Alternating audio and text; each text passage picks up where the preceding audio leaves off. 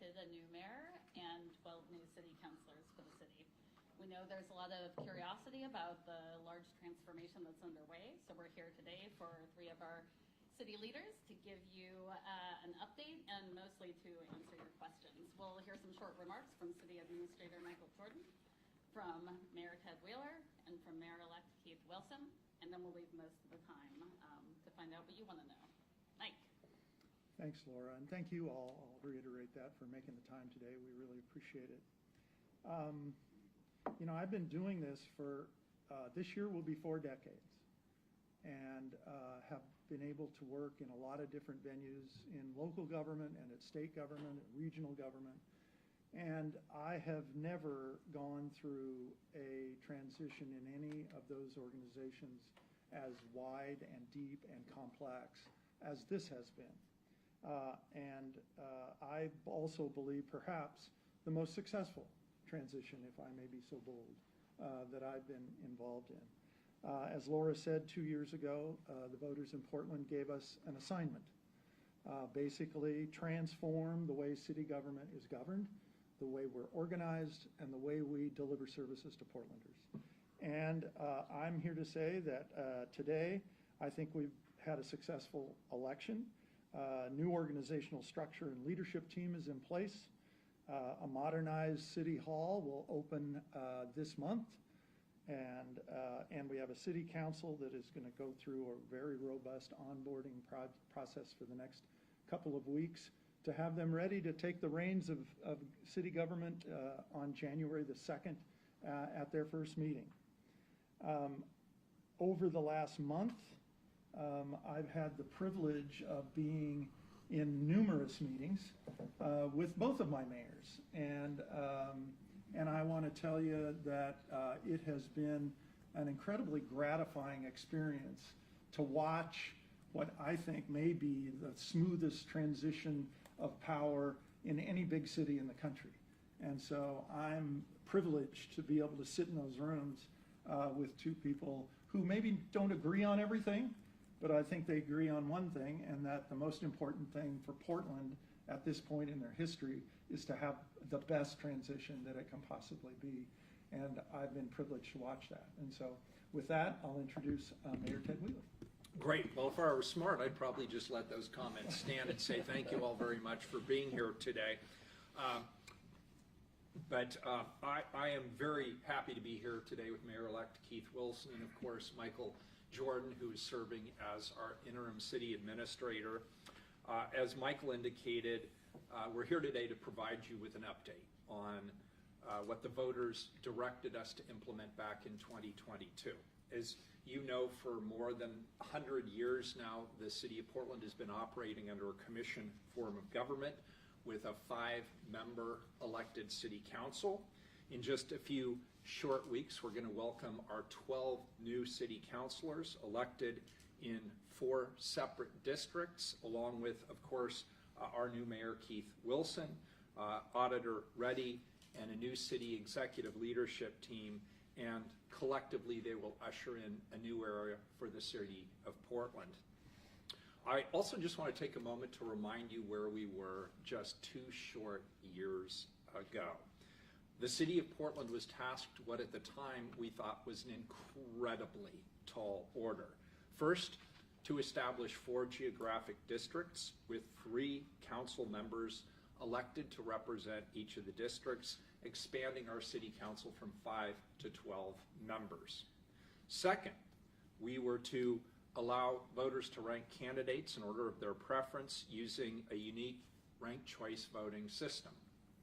Third, we were to establish a city council that focused on setting policy and engaging directly with members of the community and transitioning day-to-day oversight of our bureaus to a citywide elected mayor and a professional city administrator.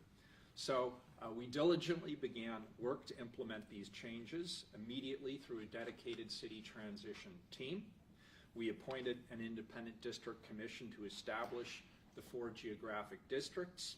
We appointed a salary commission to establish appropriate salaries for our elected officials.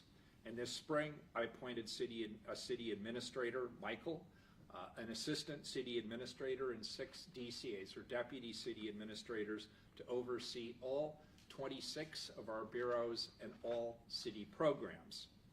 We've been piloting this new form of government since July 1st of this year, when I consolidated all of our city bureaus under interim city administrator Mike Jordan, who in turn reports to me. And this fall, we implemented the new ranked choice voting tools as Portland voters elected 12 commissioners and their new mayor. We also assigned ourselves a task that went beyond what I believe was required, but it was something that was very important to me personally, and that's staging what I hope to be the most collaborative and effective transition in our city's history. A few days after the election, I invited Mayor-elect Keith Wilson to join me at the Veterans Day Parade, and I was very pleased that he jumped at that opportunity and saw great value in walking with me and having the public see us together and see that this was a transition of power that was collaborative and that we were very supportive of working together on this important transition. I've provided him with a temporary office on the executive floor adjacent to my own office, where his transition team is already working. He's joined me for high priority meetings on topics ranging from public safety to the city budget to meeting with the governor, the county chair, and legislative leadership, and many other meetings, as Michael indicated earlier. He has full access to Mike Jordan and the rest of our city leadership team. The goal here is to make sure that Mayor-elect Wilson is ready to go full bore on day one. I also just want to say personally, I'm pleased with the Mayor-elect's interest in this transition. He has a sincere interest in understanding not only how we're doing the job today, but he's looking for opportunities on how he and his team and his colleagues on the City Council come January can improve the delivery of services to Portland. And from my perspective, he's asking all the right questions. He's being thoughtful, his questions are focused, he's demonstrating intellectual curiosity in how we can work not only collaboratively as a community, but how we can work better. And he has demonstrated, in my mind, a significant commitment to our city's services working better for all Portlanders. We've completed, as Mike said, a comprehensive renovation of 2 floors across the street at City Hall, including a modernized City Council chamber.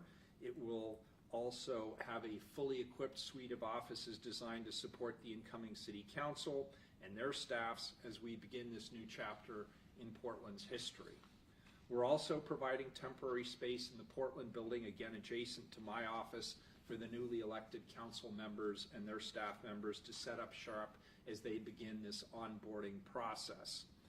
This interim period will give the newly elected officials an opportunity to engage with the new council operations team under the leadership of Lori Brocker. This new office is now fully staffed and it's ready to go to be in service of the 12 city councilors. We're also inviting the newly elected city councilors to a comprehensive series of onboarding seminars, the first of which will take place this Saturday.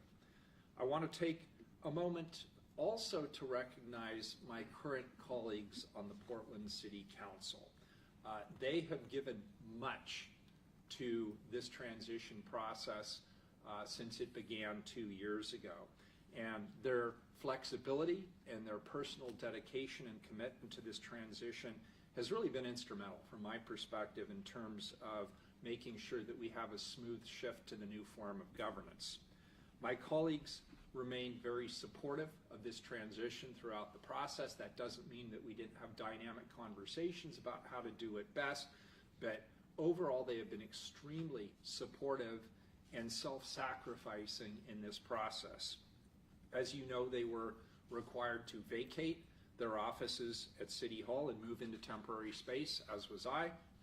They did not have use of the City Hall chamber or City Hall facilities and were asked to go back and forth between here and the 1900 building, where we had set up a temporary chamber. And perhaps most significantly, and from my perspective, the most appreciated, was that they were asked to turn over their bureaus in July. so that we could pilot the new executive branch, and they did so. They've embraced change in what I believe has been a very professional manner, with a value of shared commitment, even when it meant navigating uncertainty and adjusting their own roles and responsibilities as city commissioners. In a sense, they have had to straddle two separate city charters, and I think my current colleagues on the city council have done a masterful job, and I am deeply appreciative for the work that they've put into this. Speaking of which, our final council meeting, and indeed it will be the final city council meeting under the commission form of government, is scheduled for Wednesday, December 18th, where we will hold a trial run in the newly renovated City Hall Council chambers. I'm incredibly grateful and I'm impressed by the numerous partners and the city staff that helped us get to this point. And I cannot underscore that hundreds of city employees have been involved in this transition in one way or another. The progress they've made thus far has exceeded my expectations. The bottom line is that Portlanders voted and we have delivered. I feel confident that come January 1st, I can toss Mr. Wilson the keys to our executive branch, and our city council will have all of the tools that they need to be legislatively effective. And with that, I'll turn it over to Mayor-elect Keith Wilson. Thank you, Mayor Wheeler. Thank you, sir. Thank you, Michael, as well, for those kind words, and thank you all for joining us today. We're going to get to know each other very well in the days ahead. I couldn't be more grateful to Mayor Wheeler, his team, the city employees for their efforts during this transition. Mayor Wheeler reached out the moment we received the election results and has worked to open the doors of the city ever since. He recognizes the crisis we face, and he's done his utmost to help my incoming administration hit the ground running. I was in office the Monday after the election. Everyone has been at the top of their game, and the meetings, briefings, and other crucial transition activities have been ongoing.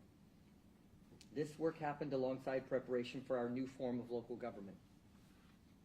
Our new city councilors are the best in Portland, and I'm excited about my role executing the vision, leadership, and the legislation they'll bring in the coming days.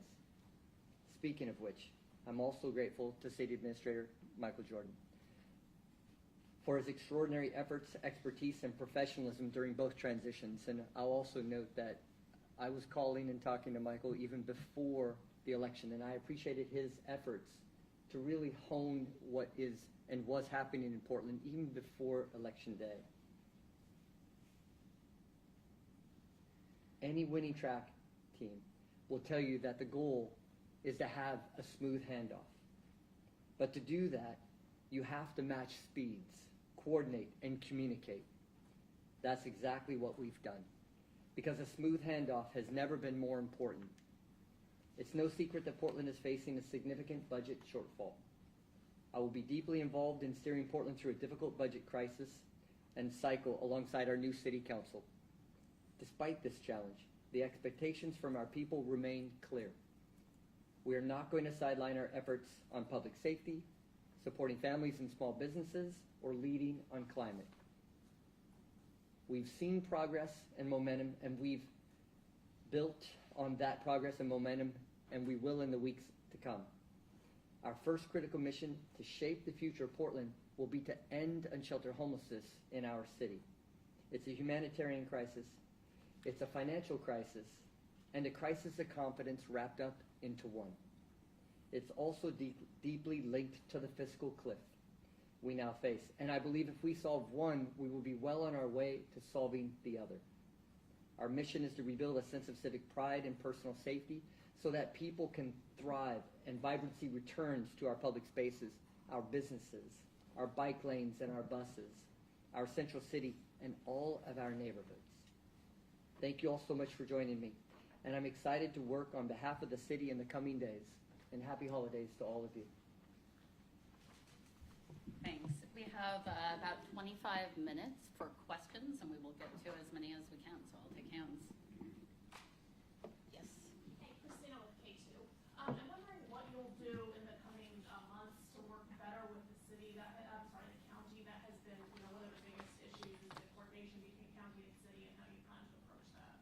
for me, correct? So that work has already begun. It's not in the months ahead. It's already been occurring. So really the day after the election and soon after, I had breakfast with County Chair Vega Peterson. And we've had 3 meetings since, and we have another meeting tomorrow. The work has already begun because the smooth handoff is occurring on day 1, January 1st and 2nd. The partnership between county and the city has to be stronger than ever for us to address the crisis that we're experiencing in the city. We need their support. In turn, they need our support. So those meetings are going to be ongoing between my team and their team, and I've had nothing but positive feedback so far. What have you done specifically to switch the direction into a more positive? Because meetings have been happening. Right? Yeah, we have specific requests from one another. We're working on budgets. What we can do to deliver on that signature message, which is ending unsheltered homelessness, really addresses setting up a network of nighttime shelters, and we're already deep into that conversation, understanding how their system's set up and how our goals and desires are, and we're coordinating, and our teams are coordinating already with these very difficult discussions. But it's collaborative, we're coordinating, and I'm confident that we're going to be able to work together quickly and well in the months ahead. Yes. Spencer Schott, Fox 12. You mentioned you ran on the platform of ending homelessness within the first year. A, is that still a realistic goal? And B, are you confident that the incoming city council and county commission align with you on how you want to get this done? Or are you worried there is too much of a political divide between the incoming council and your own perspectives? Thank you, Spencer. But I really want to take the question and be very clear. Ending unsheltered homelessness. It is incredibly different than homelessness. Homelessness is, as a whole, is very difficult and takes years of coordinated effort. But the most important thing before we can end homelessness is ending unsheltered homelessness first. It's the suffering on the street. Can we achieve it in a year? We cannot fail, because allowing Portlanders to suffer and die on our streets is unconscionable for us to go through this next year. And it's affecting everything we do, from the financial crisis and the financial challenges that we're having right now, also the crisis of confidence and our ability to revitalize our community. We've done an awful lot of work to date. Portland Solutions has done a great job to date. Mayor Wheeler has a fleshed out department that's just getting ready to supercharge. My job is to take that baton and move it forward. And to the question I noted about county, we're already talking about how we operationalize that network of nighttime emergency shelters. And so with the incoming city council, a lot more progressive candidates, a lot more left-leaning candidates, do you think that your politics and procedure will mesh going forward? So let's talk about the tactics. So I've had 7 meetings with the 12 so far, long meetings, so we can develop a relationship, and also I can gain an idea of what their ideals, their ideology. Not one of them had said that leaving Portlanders on the street is something that they want to do or that they accept. It's only been positive, and in fact, many of them said, we're behind you 100%, let's go, onward. Mayor Wilson, Pat Doris, KGW-TV. Pat. In terms of talking to the county about the shelters, could you be more specific on that? Are you getting numbers and locations and then talking about what the city could do, or what's really happening there? You know, Pat, it's a great question, and I don't want to really talk too much to it. I still have a few weeks left before I'm mayor. Mayor Wheeler and Michael Jordan have been filling in the gaps as far as where the budget is and where their plans are today. So it's really to dovetail to what they have. But it will, in the days and the months ahead, be very specific. But let's just kind of leave it at that for right now. But know that behind the scenes, we are actively in conversation to develop a blueprint of partnership between the county and the city to move forward on caring for our community. And then a follow-up on the budget. When I've talked with Mr. Jordan before, he's concerned about the next budget and the potential of layoffs. I wonder how concerned you are with that. With the layoffs, well, Yeah, do you think it's a possibility? it may be a possibility, but we're really trying not to focus on layoffs. We know that we have unfilled positions. I had the great pleasure of being with City Fleet on Tuesday, working with Maddie. So what we have now, Pat, is we have an opportunity to look horizontally throughout the entire city and look at all the underutilized equipment. And she was just explaining dozens upon dozens of vehicles that were used in one bureau but not accessed in another, that will be underutilized. In some cases, vehicles moving less than 80 miles per month. She finds this as an opportunity, as do I, as do the mayor and Michael Jordan, that we can take those savings, reduce that, and lower expenses by millions of dollars, allowing us to keep full-time employees. That's our absolute goal, is to not lose any staff, because a high-performing operation requires high-performing individuals, and you need retention and experience to be able to accomplish that. Yes. Hi, I have a question about the budget, and I've already spoken with Mayor Wilson a bit about it, so kind of a question maybe for you both. City budget relies on federal funding. That funding might be at risk with a new administration coming into the White House. How are you thinking about securing any of the grants or federal money that the city relies on before January 20th or you know, throughout? Want to start, or you want me to start? Good luck. Well, the reason I ask, and the mayor may want to comment on this, is we've been through this before. It's not a brand new thing, right? We've been through a Trump administration. We know that there were tensions, and some of that tension did revolve around grant funding that comes from the federal government to some of our bureaus. We came through that the last cycle just fine. There were legal challenges to some of those issues, and we retained grant funding for those purposes. I'm expecting at the end of the day, those things will continue. I have no doubt there will be some tension, but we have experience. This is not like it's a brand new thing. We know what's going on. I just heard Mayor-elect Wilson this morning articulate about a meeting with the governor and the Attorney General about how the state is preparing, I should say, for possible issues with the federal government. Hard to say what will actually happen, but I think because we've had experience and because leadership at the city has been engaged with leadership at the state, I think we're ready.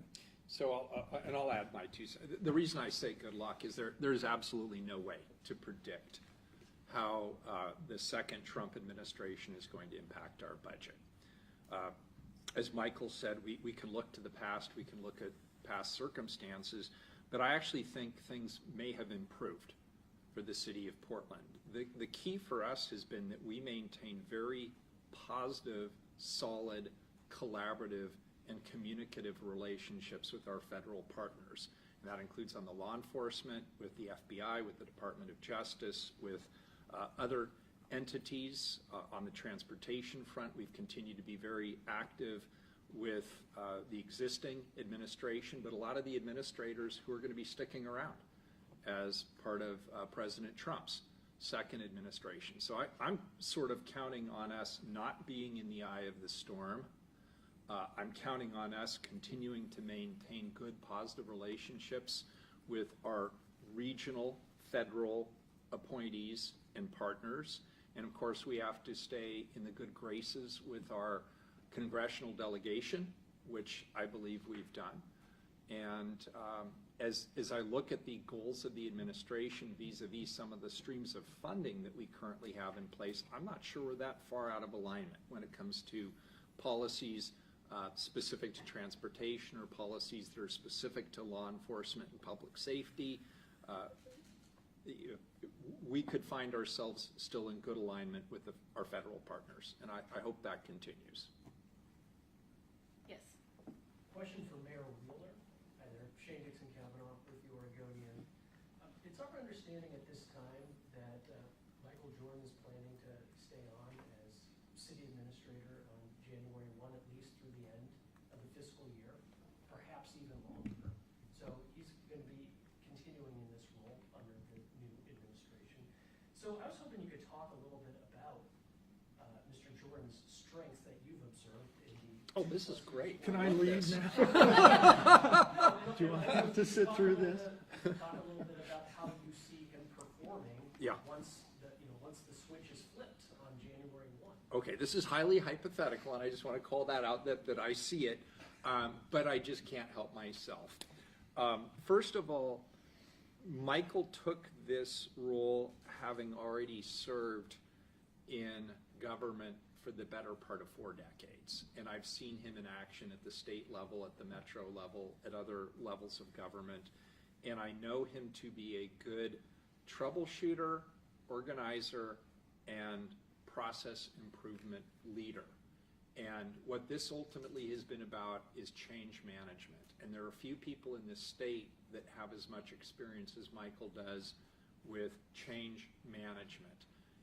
He remains flexible. He remains open-minded. He understands that what we have created is a template. And it could be that the new mayor and the new city council have a different vision. I think we got it largely right, given what the voters directed us to do, but there may be some shifts or changes or improvements that the new council and the new mayor see going forward, and Michael is very open-minded to this. I've never gone into Michael's office and had him just say, no, we're not doing it that way. He has frequently persuaded me that the path that I am on is probably not as good as an alternative path that he brings to my attention as a result of his many decades of experience in change management. But I am actually really, really happy that he is continuing in this role, that he has the mayor-elect's support at least through the remainder of the fiscal year, which is through the end of June. I think that transition is important for our leadership team, by the way, which is outstanding. Michael has helped assemble a top-notch executive leadership team. The deputy city administrators and the bureaus are now coming into alignment in their various sleeves, which is very gratifying. And as I say, Shane, we're farther along than I thought we would be at this point in the transition process. It has gone better than I expected, with fewer hitches than I expected, and with more support both internal to our organization and externally in the community. And so that gives me a great deal of hope. Where I think the mayor-elect and Michael will see a lot of dynamic engagement in the months ahead is around the legislative branch.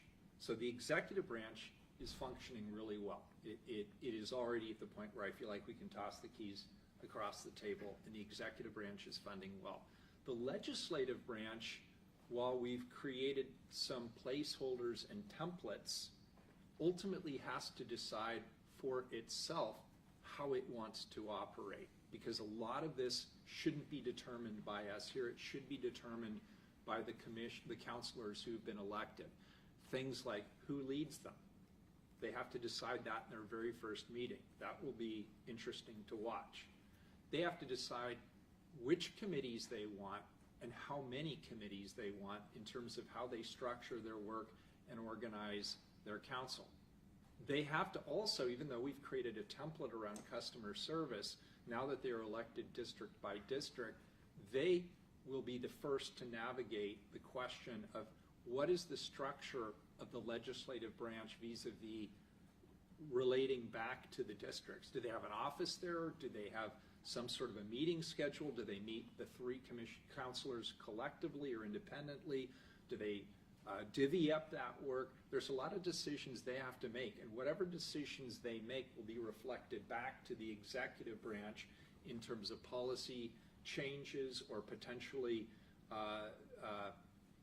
slight restructuring of the executive branch to plug into the ways that they want to run the legislative branch. So I think that's going to be a lot of the major work from here on out. It's a guess. I mean, I want to be really clear. I don't know. I don't see that future clearly because I'm not part of it and I'm not sitting on the city council, but I think that's where the next work will be. And I'd be curious, Michael, if you concur with that or if you have different thoughts on that. Mayor-elect does it or not, please jump in. A lot is made of the division of the branches. It's a new thing for Portland, and quite frankly, a bit unique in local government generally, that you have a complete split of the branches. Most city councils in Oregon act as legislators, but collectively they are the executive also, and they hire a manager usually. This division of the branches, a lot is made of it. I happen to believe, and I've talked with Mayor-elect about this, the more that the executive mayor and the legislative council can work together and be in each other's vest pocket and be very collaborative and communicative about where the city's going, the better off we'll be altogether. And so I'm really trying to downplay the issue of the division of the branches. By charter, they both have unique power under the charter. That's a given. But day to day, getting stuff done in Portland, moving the rock on big problems, they've got to work together. And so I would like to emphasize the collaborative nature of this government rather than the division between the branches. Mayor-elect, do you want to weigh in on Yeah, that? Shane, specifically, I've recognized Mike's importance to the city writ large. I've recognized his leadership in creating the form of government, from going for a commission to more of a vertical enterprise. And I've vetted, and I've called, and I've talked to many, many people throughout Portland, and they've all said, we have a steward in Portland right now that can steady this ship. I'm new. The city council is new. Michael's experienced, and he also was the author of our story, The New Form of Government. I've asked, and he's agreed to stay on a short while longer. What that means in time, we're still working through the details, but you're going to see Mike through the course of the entire next year so he can help steady Portland, help me learn the city well. My executive leadership, I've got experience. For practical experience, Mike's agreed to stay on and help Portland through this very challenging time, but to steady the ship and make sure that Portland's ready for a springboard of success. No, I hear that, Mr. Mayor-elect. I am wondering, in part because your candidacy and campaign was running as a political outsider, somebody who didn't, wasn't entrenched within Portland City Hall, and, I think that played a large role in you getting elected, given the challenges that the city's been through the last few years. So do you see that in sort of in tension with the fact that we will be keeping somebody who has been at Portland City Hall for quite some time? And also, it sounds like you're keeping the deputy city administrators indefinitely as well. We're going to be evaluating everything, Shane. But I will tell you right now, Michael and I have already been at loggerheads on some very critical, big policy changes. He's been helping me. I'll just slide my He's been helping me see what landmines there might be. But we are moving the city forward. But I still need somebody with experience to let me know where those tripwires are. Experience is critical to running a high-performing operation. Any enterprise has to have that.